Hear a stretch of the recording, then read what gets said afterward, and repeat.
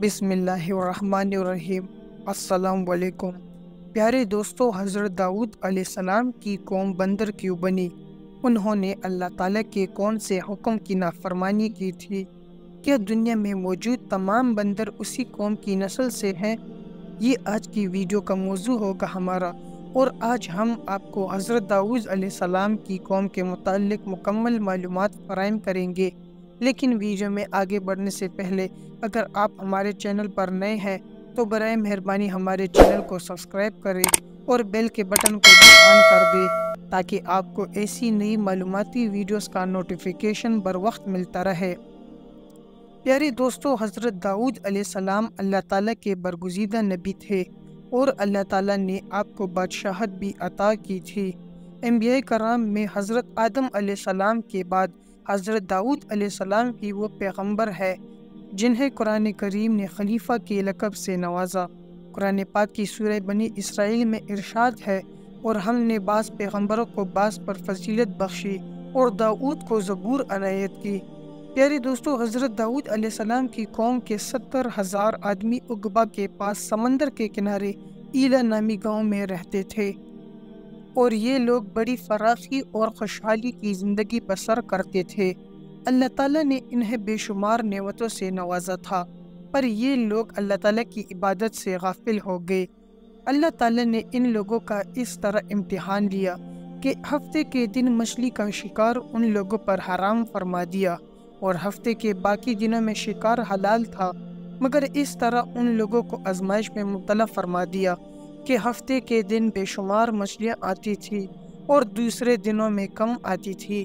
تو شیطان نے ان لوگوں کو یہ حیلہ بہانہ بتا دیا کہ سمندر سے کچھ نالیاں نکال کر خشکی میں چند حوض بنا لو، اور جب ہفتے کے دن ان نالیوں کے ذریعے مچھلیاں حوض میں آ جائے تو نالیوں کا منہ بند کر دو، اور اس دن شکار نہ کرو بلکہ دوسرے دن آسانی کے ساتھ ان مچھلیوں کو پکڑ لو۔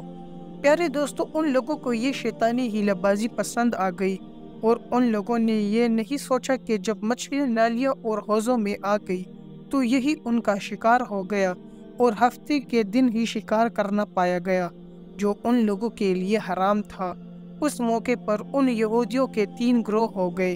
کچھ لوگ ایسے تھے جو شکار کے اس شیطانی حیلہ سے منع کرتے تھے اور ناراض و بیزار ہو کر شکار سے باز رہے، جبکہ دوسرے گروہ کے لوگ اس کام کو دل سے تو برا جان کر خاموش تھے، مگر دوسروں کو منع نہیں کرتے تھے، بلکہ منع کرنے والوں سے یہ کہتے تھے کہ تم لوگ ایسے قوم کو کیوں نصیحت کرتے ہو جنہیں اللہ تعالیٰ ہلاک کرنے والا یا سخت سزا دینے والا ہے۔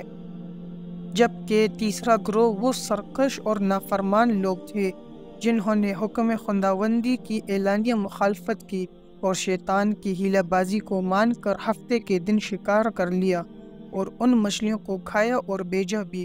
پیارے دوستو، جب نافرمانوں نے منع کرنے کے باوجود شکار کر لیا تو منع کرنے والی جماعت نے کہا کہ اب ہم ان گنہگاروں سے کوئی میل ملاپ نہ رکھیں گے۔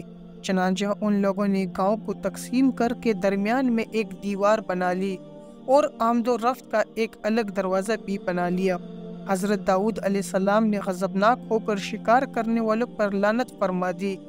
اس کا اثر یہ ہوا کہ ایک دن خطا کاروں میں سے کوئی بھی باہر نہ نکلا، تو انہیں دیکھنے کے لیے کچھ لوگ دیوار پر چڑھ گئے تو کیا دیکھا کہ وہ سب کے سب لوگ بندروں کی صورت میں مسخ ہو گئے ہیں۔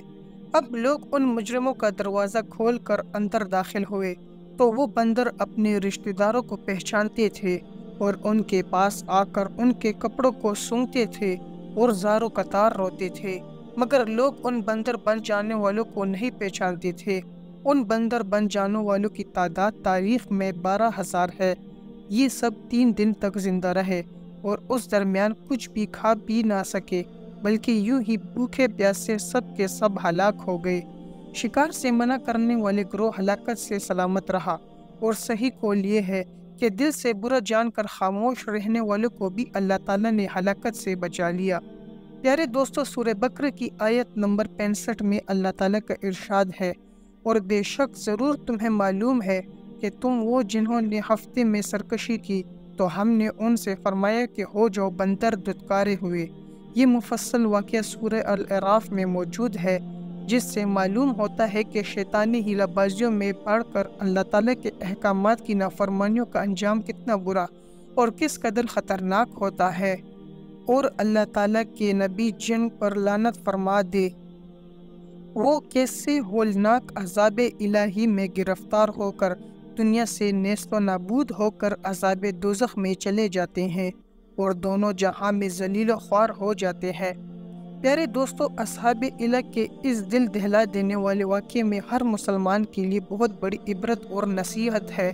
اللہ کرے اس واقعے سے مسلمانوں کے دلوں میں خوف خداوندی کی لہر پیدا ہو جائے اور وہ اللہ تعالیٰ اور اس کے رسولوں کی نافرمانیوں میں بھٹکنے سے منہ موڑ کر صراط مستقیم کی راہ پر چل پڑے اور دونوں جہانوں کی سربلندیوں سے سرفراز ہو کر اعزاز و اکرام کی سلطنت کے مالک بن جائے۔ پیارے دوستو، اب ایک اہم سوال یہ ہے جو اکثر لوگوں کے ذہن میں ہوتا ہے کہ کیا اس وقت دنیا میں موجود تمام بندر اسی قوم کی نسل سے ہیں؟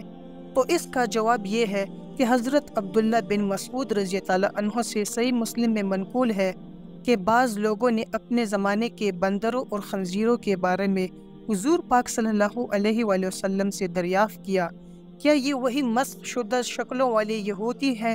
آپ صلی اللہ علیہ وآلہ وسلم نے ارشاد فرمایا، اللہ تعالیٰ جب کسی قوم میں مسخ صورت کا عذاب نازل کرتا ہے تو اس کی نسل نہیں چلتی بلکہ چند روز میں ہی ہلاک ہو کر ختم ہو جاتے ہیں۔ بندر اور خنزیر دنیا میں پہلے سے ہی موجود تھے۔ جی تو پیارے دوستو، ہم امید کرتے ہیں کہ آپ کو ہماری ویڈیو پسند آئی ہوگی۔ اگر آپ کو ہماری ویڈیو پسند آئی ہے تو آپ سے گزارش ہے کہ ہمارے چینل کو سبسکرائب کریں اور بیل کے بٹن کو بھی آن کر دیں۔ آپ سے ملاقات ہوگی ایک نئی معلوماتی ویڈیو میں۔ دیکھتے رہیے ہمارے چینل کو۔ آخر میں اللہ تعالیٰ سے دعا ہے کہ اللہ تعالیٰ ہمیں اچھے کام کرنے کی توفیق عطا فرمائے اور ہمارا خاتمہ ایمان پر کرے۔